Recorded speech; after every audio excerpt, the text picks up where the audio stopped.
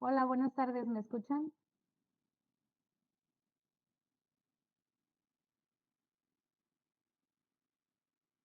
Sí, Buenas tardes, doctora. doctora. Gracias. Bien. Comencemos entonces. ¿Pueden ver la presentación? Sí. Ok, gracias. Bien.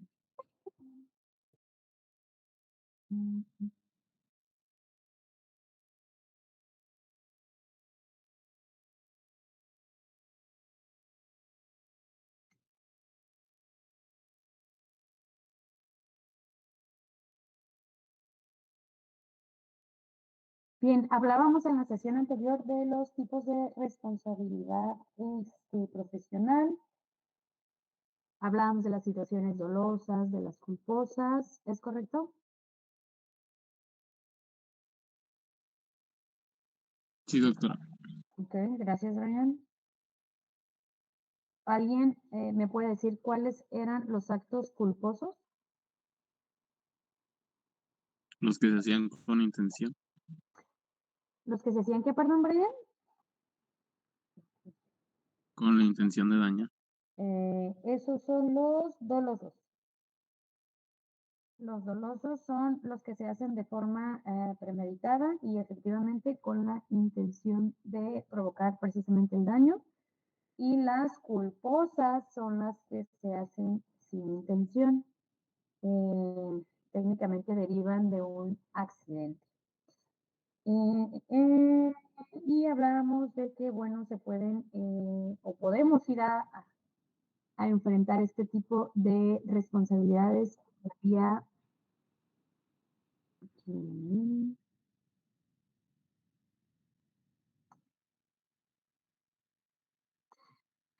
alguien quiere iniciar la llamada, pero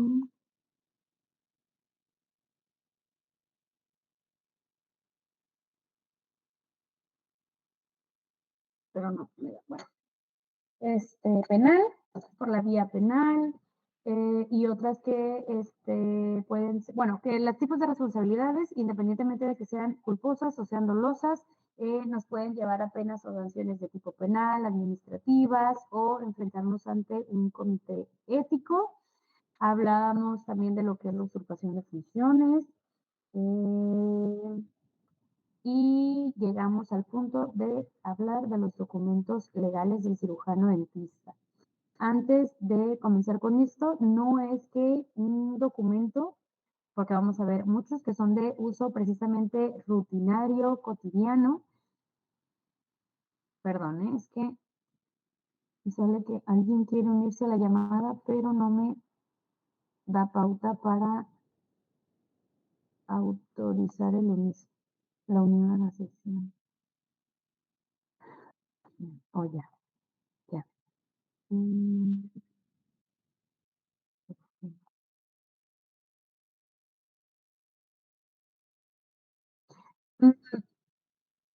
Tengo una situación. Me sale la notificación de que alguien quiere unirse a la llamada, pero no me aparece quién es. No me aparece un correo electrónico, un nombre de usuario. Normalmente me aparece el correo electrónico y si se permite la unión o no. ¿Saben de alguien que esté tratando de unirse y no lo consiga?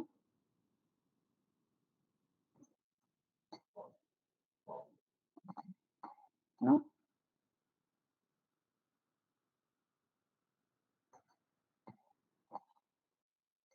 Al parecer hay uno de sus compañeros que intenta unirse a la llamada, pero desconozco el motivo. No me sale la opción para agregarlo. Bueno. Bien, les comentaba, hay documentos que va a manejar el cirujano dentista como parte del ejercicio de la profesión, lo que es la consulta pues, en lo cotidiano, ¿no? No quiere decir que estos documentos sean precisamente legales o de carácter legal. Unos sí lo van a hacer, otros no son de carácter legal como tal, pero a la hora de vernos involucrados en algún tipo de responsabilidad estos van a adquirir esa validez, ¿no? Nos pueden llegar a servir como evidencia o como respaldo de nuestro actuar o de nuestro proceder. Entonces, de aquí la importancia de integrarlos en lo que es la consulta pública y privada, independientemente de cuál se ejerza, de mantenerlos integrados en lo que es el expediente clínico del paciente, de llenarlos de forma correcta y tenerlos contemplados más que nada, ¿no? Porque hay algunas situaciones en los que por una circunstancia u otra, el odontólogo, el profesional de la salud, cae en la desidia para llenar determinados documentos, ¿no? O dejarlo para después, o hacer de conocimiento al paciente, por ejemplo, de forma verbal, ¿no? Llevarlo o plasmarlo en un documento escrito y a la hora de presentarse una controversia entre uno y otro, pues no se tiene la evidencia de que efectivamente esa información se le brindó al paciente, de que este paciente la recibió, la comprendió y bueno, de ahí pudiera valerse el paciente para establecer allí alguna queja o alguna demanda, cuando efectivamente, pues tal vez el odontólogo le informó de tal vez alguna complicación y este aceptó tomar los riesgos y bueno, decidió que prefiere no sé, emitir una demanda, ¿no? Por ejemplo, el paciente, dado que no quedó satisfecho con el resultado. Entonces, de ahí la importancia de que contemos con los documentos, los mantengamos integrados en el expediente clínico ontológico y eh, este, pues lo llenemos de forma correcta, ¿no? Entonces,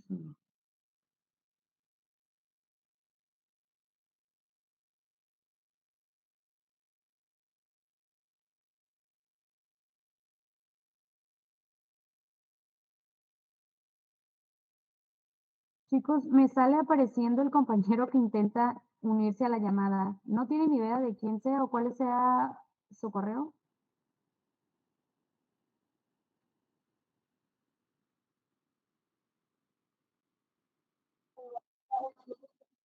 Creo que es Jesús Verdugo. Puso ahorita en el grupo que no podía ingresar.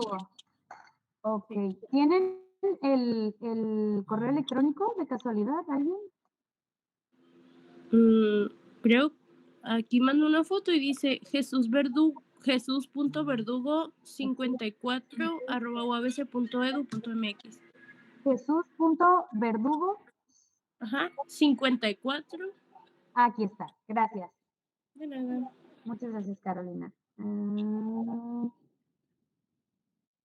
Ay, no. Sugerencias. Enviar correo. Ay, no, pero quiero leerlo. Jesús Verdugo.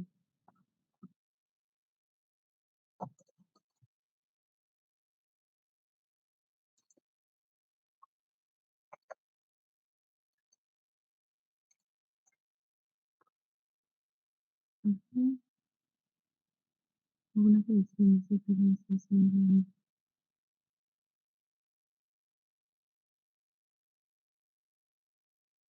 Bueno, esperemos que después de esto se pueda agregar. Ok, entonces hay algunos documentos que vamos a tener a la vista de los pacientes y otros que no. Por ejemplo, el título profesional, la cédula profesional. Bueno, la cédula, ahí está, ya. Muchas gracias, Carolina, ya pudo ingresar. Gracias, Jorge. Sí. Algunos documentos van a estar efectivamente a la vista, como lo es el título profesional, otros como la cédula pudieran o no necesariamente estar a la vista y otros que definitivamente no lo van a estar, como lo es la historia clínica, el odontograma, otros que van a estar moderadamente visibles, como lo es alguna receta, como lo es otros, son los reconocimientos del paciente, del odontólogo, sobre todo en capacitaciones y actualizaciones en cuanto al ejercicio de la profesión o que derivan de ellos. Algunos pudieran estar a la vista, algunos no, algunos pudieran estar acumulando horas para alguna certificación. y no tener los reconocimientos o certificados precisamente visibles, pero sí integrados en algún lugar, ¿no? De su consultorio o de su casa, pero el punto es que esas horas crédito existen y que van a ir integrándose para alguna certificación o curso de alguna actualización y pudieran estar o no a la vista. El punto es que hay documentos que sí lo están, que lo tienen que estar, algunos que pudieran o no estar a la vista y otros que definitivamente no lo van a estar.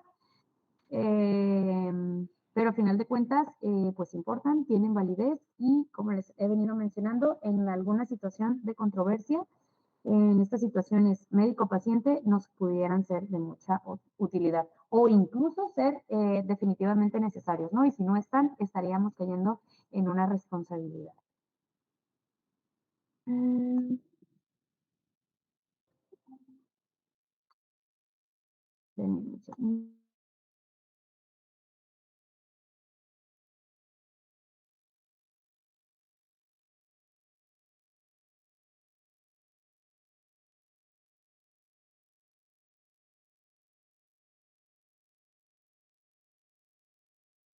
Bien, el cirujano dentista.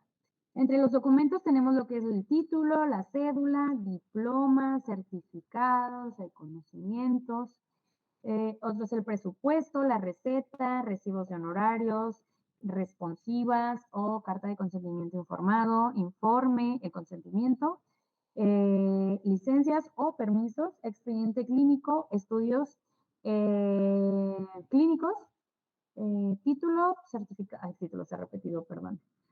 Certificados y algún informe o dictamen.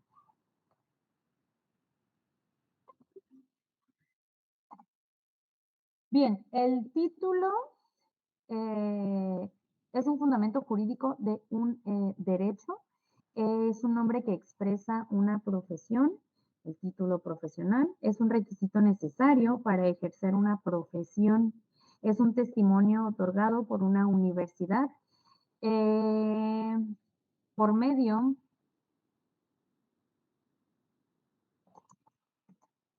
una disculpa, voy a hacer una corrección aquí, por medio del cual se hace constar que se efectuaron y concluyeron los estudios correspondientes a una carrera profesional. Va a ser este documento legal que lo avala y, bueno, que avala y respalda el hecho de que una persona ejerza, perdón, una profesión. Y la necesidad que vamos a tener del mismo en el consultorio es tener copias legibles y certificadas. Idealmente se tendría un original, pero bueno, sabemos que es exponer mucho el documento, entonces tener copias legibles y certificadas basta, ¿no? La cédula profesional es un documento que de igual forma al título certifica el hecho de haber cursado y terminado una profesión, entonces nos va a facultar pues para ejercerla. El valor jurídico o legal es que la certifica o avala la identidad profesional de cada persona. Es expedido por la Secretaría de Educación Pública. Y la necesidad de su presencia en nuestro consultorio, bueno, van a ser copias legibles y certificadas.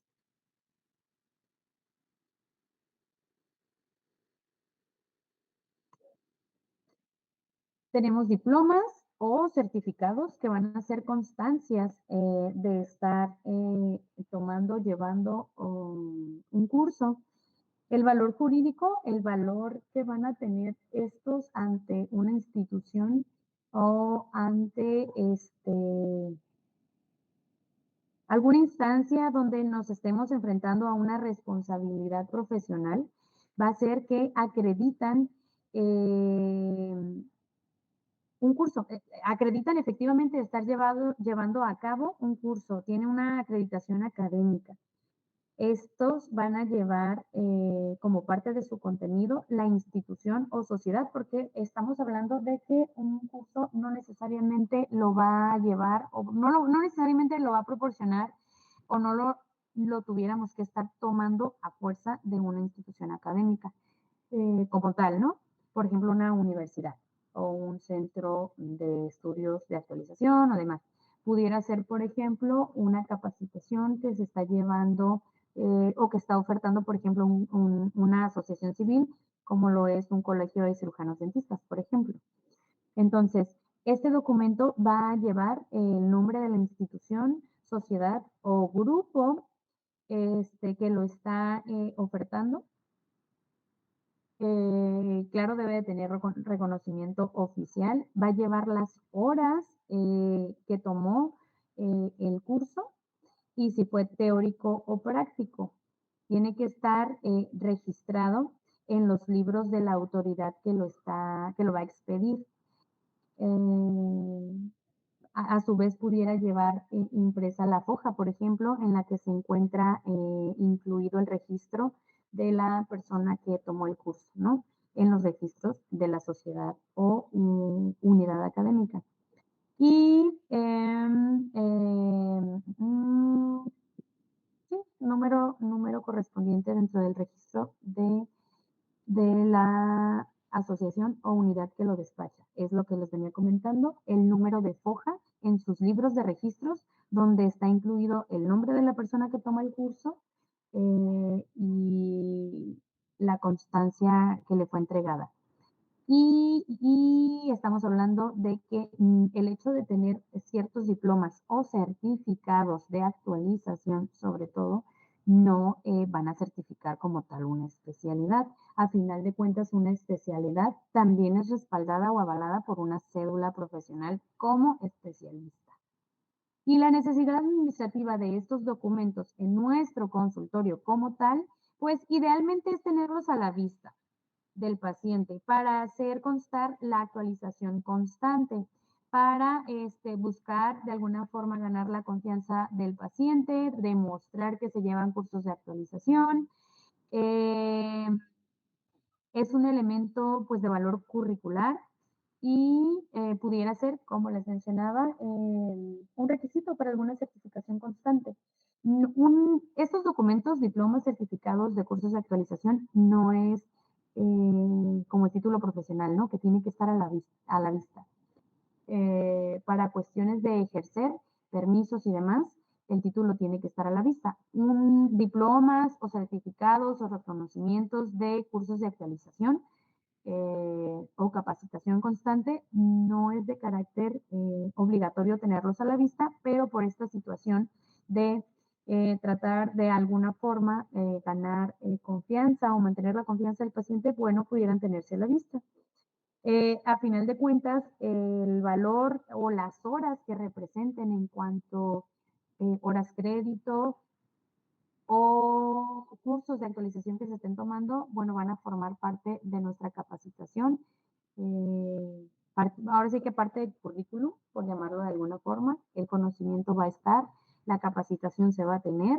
El hecho de que el documento no esté a la vista no quiere decir que no se tome, pero bueno, si ya se tienen, idealmente mantenerlos a la vista del paciente por este tipo de situaciones. Y bien, si no se tiene la de espacio porque no se quiere tener, porque no lo consideran necesario, a la hora de que se presente algún tipo de situación, de todas maneras lo van a poder, mientras los tengan, porque efectivamente estén llevando este tipo de actualizaciones, lo van a poder presentar ante la instancia en la que se encuentren tratando de resolver alguna situación médico-paciente, ¿no? Demostrar que efectivamente se están capacitando constantemente.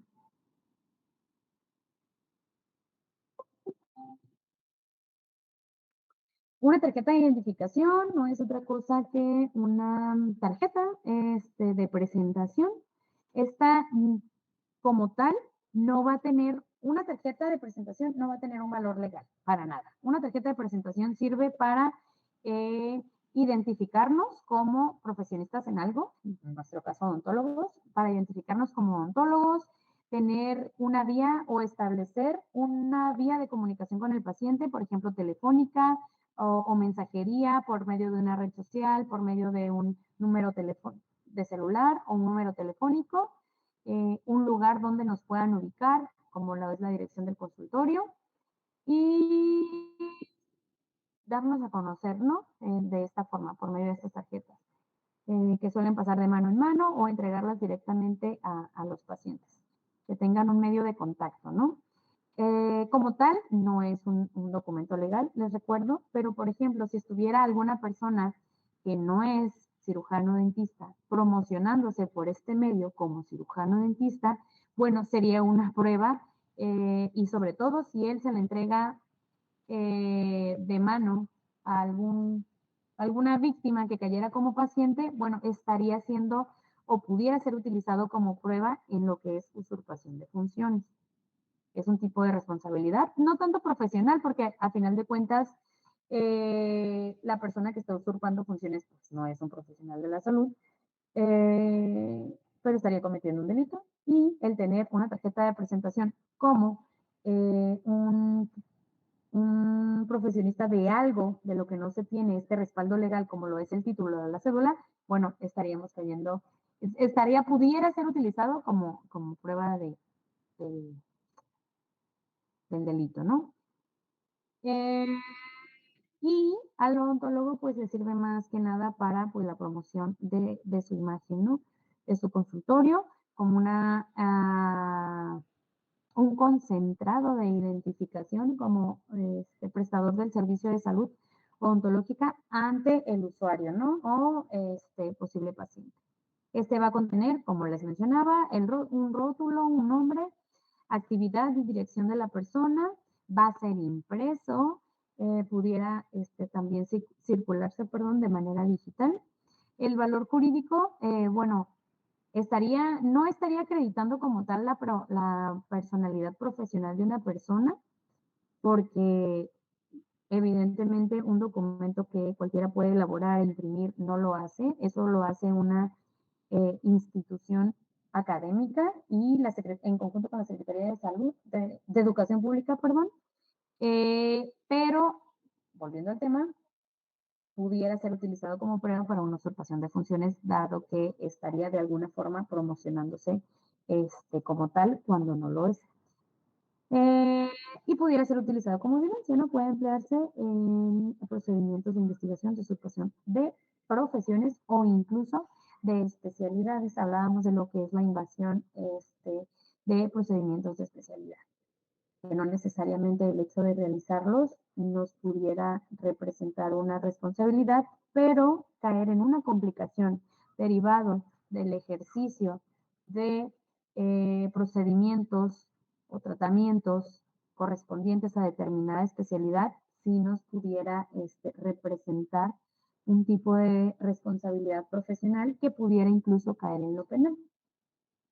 Y la necesidad administrativa no es otra cosa más que publicitarnos, ¿no? Darnos a conocer, identificarnos de alguna forma breve y concisa ante los pacientes y establecer esta vía de contacto, ¿no? Que nos puedan localizar en una dirección, en un número telefónico, en una red social, en fin.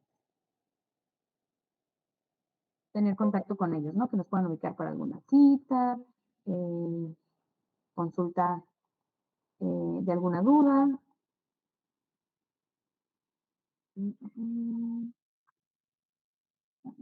La receta. La receta va a ser esta nota o documento donde se hace constar una prescripción médica, expresando dosis, preparación y uso del medicamento, así como el nombre comercial y nombre de la fórmula.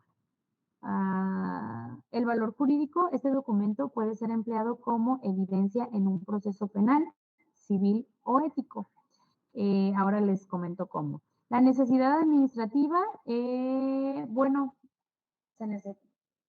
derivado de lo que es el ejercicio de la profesión, los procedimientos que se realizan en la misma, por ejemplo, algunas cirugías que involucren, o algunos procedimientos, por ejemplo, de periodoncia, en fin, solo por mencionar algún ejemplo, que involucren, por ejemplo, el uso de algún antibiótico, bueno, de ahí recae la necesidad administrativa, ¿no? La necesidad de tener este documento por medio del cual podamos hacer de conocimiento al paciente que va a tomar o que se le va a indicar el uso de cierto medicamento.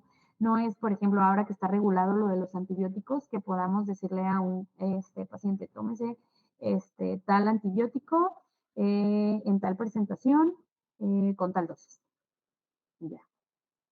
Aunque el medicamento no esté condicionado a la presentación de receta para poder ser surtido o vendido al paciente, nosotros debemos de prescribirlo en una receta médica, igual si no es una receta controlada, igual si no es una, aunque no sea una receta de uso de antibióticos, así sea un analgésico que se vende de forma libre, tenemos que prescribirlo en un documento. Volviendo a esta situación de lo importante que es el hecho de que la información quede documentada por escrito. A final de cuentas, en un posible alegato, una complicación que se diera porque el paciente entendió mal las indicaciones, porque simplemente no se quiso tomar el medicamento, porque no lo consideró necesario, porque el primer o segundo día ya se sintió bien y no continuó, no terminó un tratamiento, por ejemplo, de antibiótico. El hecho de tener respaldado en nosotros que el medicamento se le prescribió en forma adecuada, en el tiempo necesario, pudiera librarnos o servirnos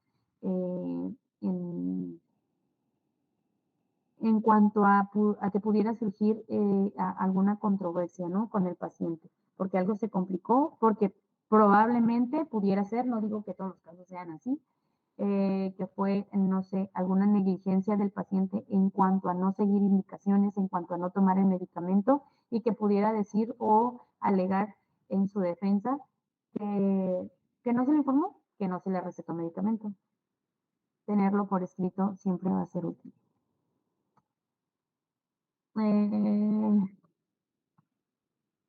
Otra cosa sería que pudiera alegar tal vez el paciente que se le indicó algo que no se le indicó. Entonces, no sé, que fuera alérgico a algo, que se le indicó el medicamento, tome otro que precisamente le haga daño y luego quiera de alguna forma decir o pueda decir, ¿no?, que fue algo que le indicó el odontólogo. Bueno, ya se va su receta, incluso pudiera llegar a niveles en los que se analice la caligrafía de la receta y establecer por medio de grafoscopía si efectivamente fue el odontólogo que lo está tratando quien lo escribió o no. En fin, hay muchas cosas que nos pueden ayudar a determinar o deslindar responsabilidades. Pero a lo que voy por parte de la receta, como de toda la información que se maneje en la relación médico-paciente, es la importancia de tenerla por escrito.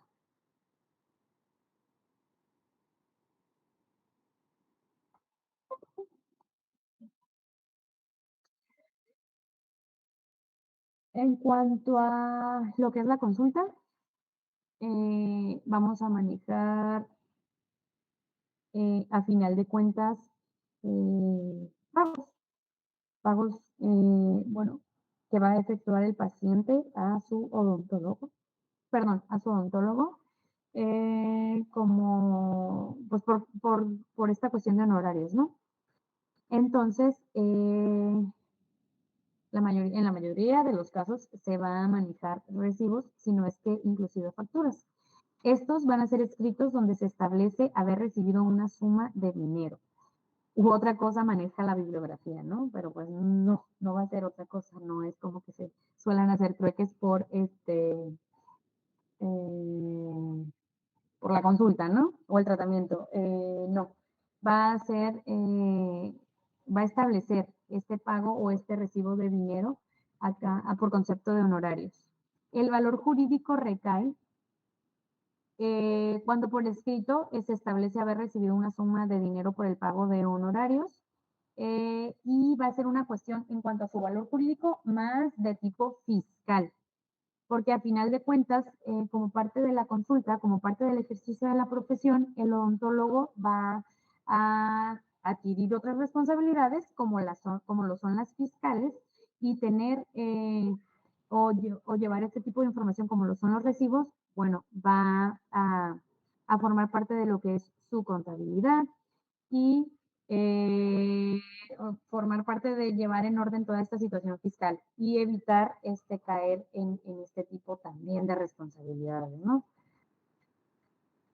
Y la administrativa, la necesidad administrativa, ahora sí que como uso o parte del consultorio va a recaer en la cuestión de llevar documentado esta cuestión de ingresos, egresos, si el que cobra es un paciente, es un asistente, un o una asistente, bueno, de llevar controlado o documentada de la mejor manera esta entrada y salida de dinero, la entrada de dinero en cuanto a lo que pagan los pacientes y la salida, bueno, lo que pudiera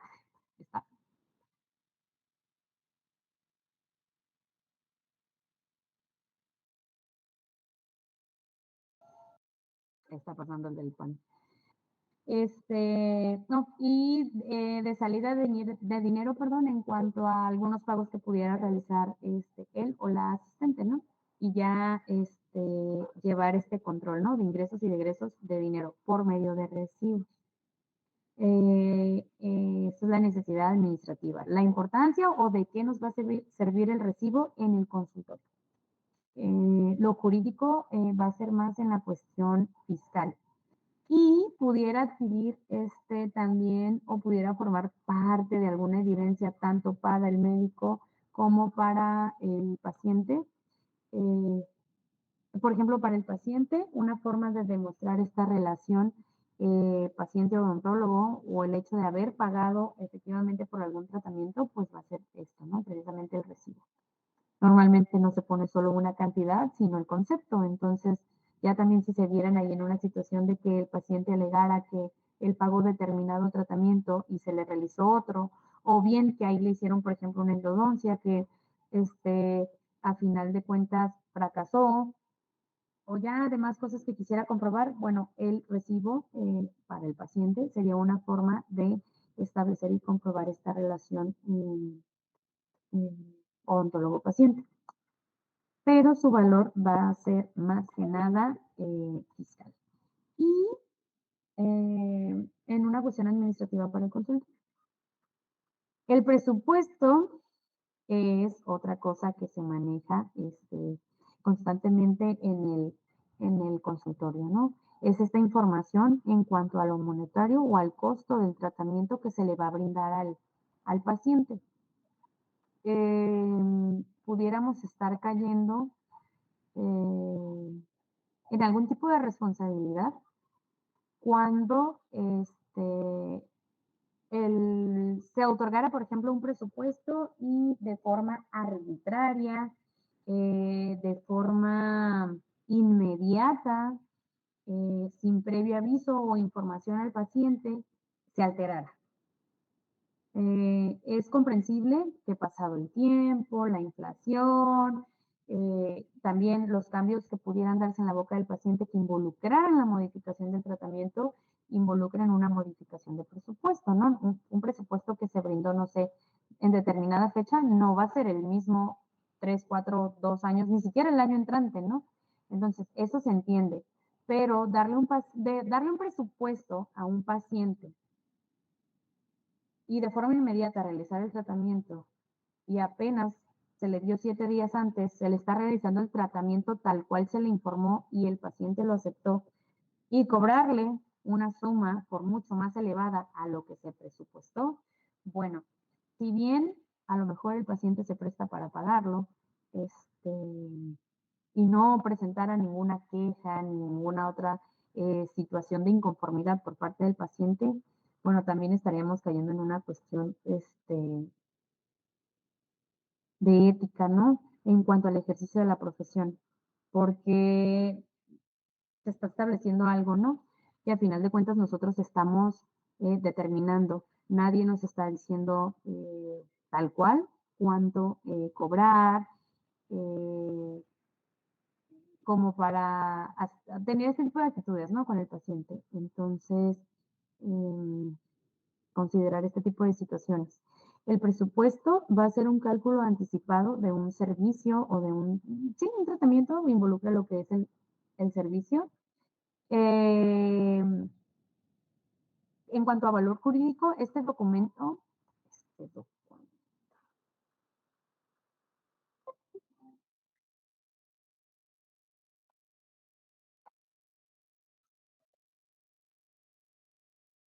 Este documento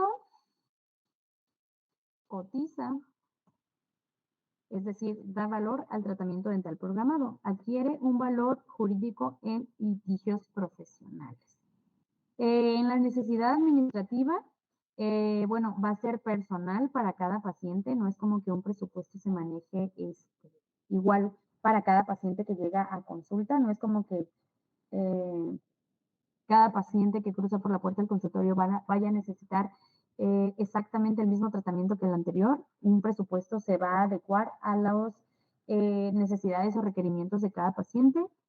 Tiene que estar firmado por las dos partes, tanto el paciente como es el que recibe y acepta el presupuesto, como del odontólogo que va a prestar el servicio, y tener una fecha de vigencia, porque el hecho de establecer un presupuesto y la decisión o indecisión del paciente de volver mucho tiempo después y estar solicitando que se respete dicho tratamiento, estaríamos en todo derecho de negarnos porque el tiempo ha pasado, 1000 cosas han cambiado de precios y demás. Pero bueno, para evitar este tipo de conflictos, de controversias, de discrepancias, poner fecha de vigencia al presupuesto. Es algo que en cuanto a este tema en particular pudiera prevenir estas situaciones. Y va a adquirir o pudiera adquirir un valor jurídico como todo lo demás cuando sea presentado o requerido en litigios profesionales. Esta situación, no sé, que pudiera haber ahí una inconformidad por parte del paciente con el odontólogo y que sumado a la inconformidad con respecto del tratamiento también estuviera involucrando precios y demás, o el manejo de que págame o te compenso con cierta situación o requerimiento económico, a lo mejor que pudiera estar solicitando el paciente para reparar el daño, bueno, basarse en lo que fue en algún momento un presupuesto, ¿no? Ahí pudiera tener un valor jurídico.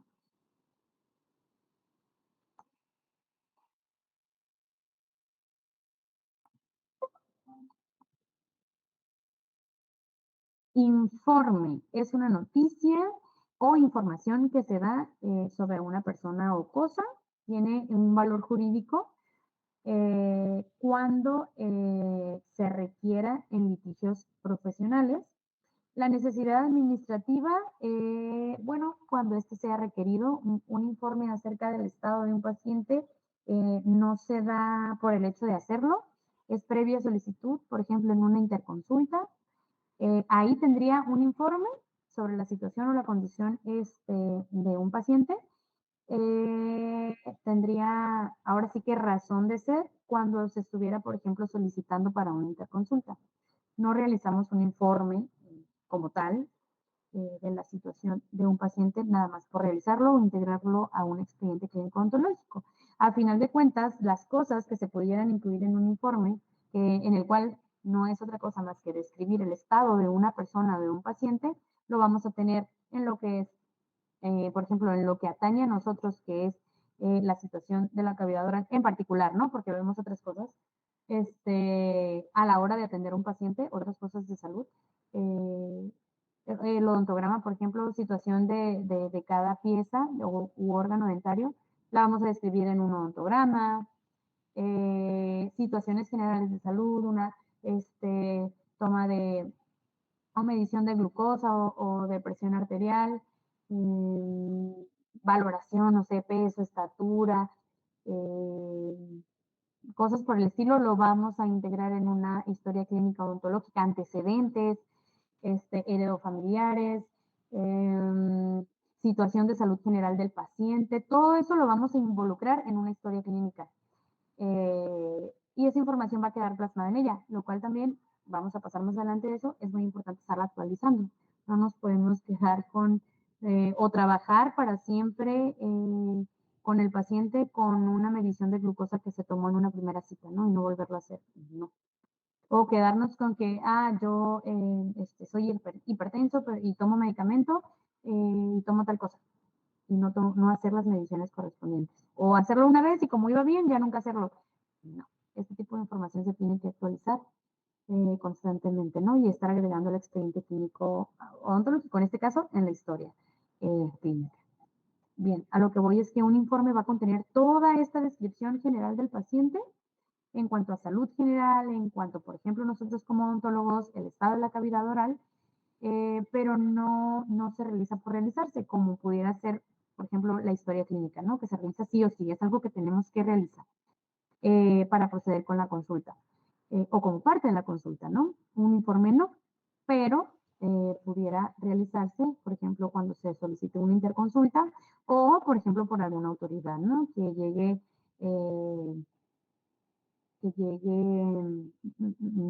que se nos solicite por parte de alguna autoridad realizar un informe en cuanto a, no sé, se me ocurre, las lesiones que pudo haber denotado o inspeccionado en primera instancia en una persona que presente, por ejemplo, mordidas.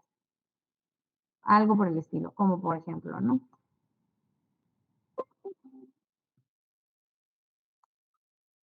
El consentimiento informado. Este es un acuerdo, permiso o autorización y va a obtener valor jurídico de igual manera en situaciones de litigios profesionales. Este consentimiento informado es donde se plasma la autorización o el acuerdo de voluntades entre paciente y profesional. Tiene sí o sí que estar firmado, tiene que estar, perdón, sí o sí por escrito y firmado. Así como se va a hacer de conocimiento al paciente de cierta información, el tratamiento que se va a realizar, las posibles complicaciones, tiene que idealmente contener recomendaciones, estar escrito, tiene que estar firmado, tiene que estar integrado en el expediente clínico y en algunos casos, algunos colegas incluso manejan la firma de testigos en el consentimiento informado. Manejan todas las posibles complicaciones, todo lo que involucra el tratamiento, se solicita, haga constar el paciente que se le hizo de conocimiento esta información, que la comprende, que se le dio la información en cuanto a posibles complicaciones, al tratamiento que va a tomar, que se le dio información antes de realizar el tratamiento, que se le informó o se le aclaró cualquier duda que tuviera al respecto. Y aparte, solicitar, por ejemplo, la firma de uno o dos testigos, ¿no? Algunos incluso lo manejan con testigos. Vamos a dejarlo hasta aquí, vamos a pasar lista y vamos a continuar mañana. ¿Hay alguna duda o algún comentario que quieran hacer al respecto?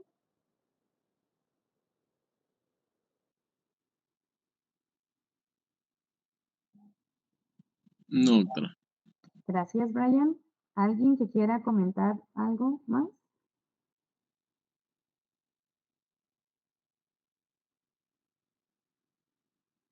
¿No?